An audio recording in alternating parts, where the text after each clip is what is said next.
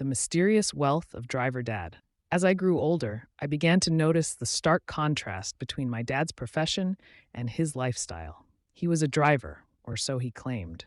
Yet our house was a grand mansion. Our cars were sleek and expensive, and our vacations were always to exotic destinations. I remembered the countless times I'd seen my dad leave for work in his crisp uniform, carrying a worn out briefcase.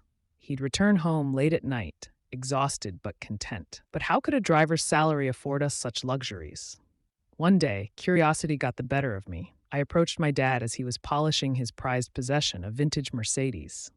"Dad, can I ask you something?" I said, trying to sound nonchalant.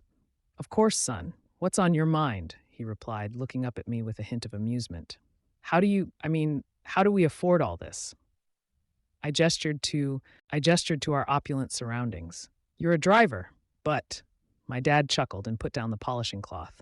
"Ah, my boy, appearances can be deceiving. You see, I'm not just any ordinary driver." He leaned in, a sly grin spreading across his face. "I drive for some very important people. People who require discretion, reliability, and a certain finesse." I raised an eyebrow, intrigued. "What kind of people?" My dad winked. "Let's just say they're high net worth individuals who value their privacy, and they're willing to pay top dollar for someone they can trust." I nodded, starting to understand. "So, you're like a personal chauffeur?" My dad laughed. "Something like that, son. But let's just say my services go beyond just driving."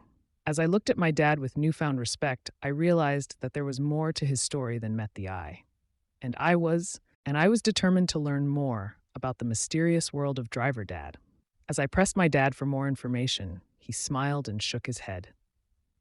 "Not now, son. Maybe someday I'll tell you more. But for now, let's just say that I've been fortunate enough to have some very generous clients." I nodded, though I was still curious.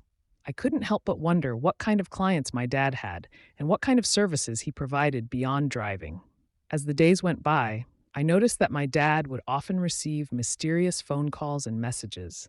He'd answer in hushed tones and then quickly leave the house to attend to some unknown task.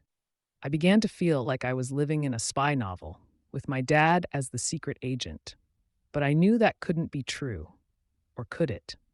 One evening, as we were having dinner, my dad received another one of those mysterious calls.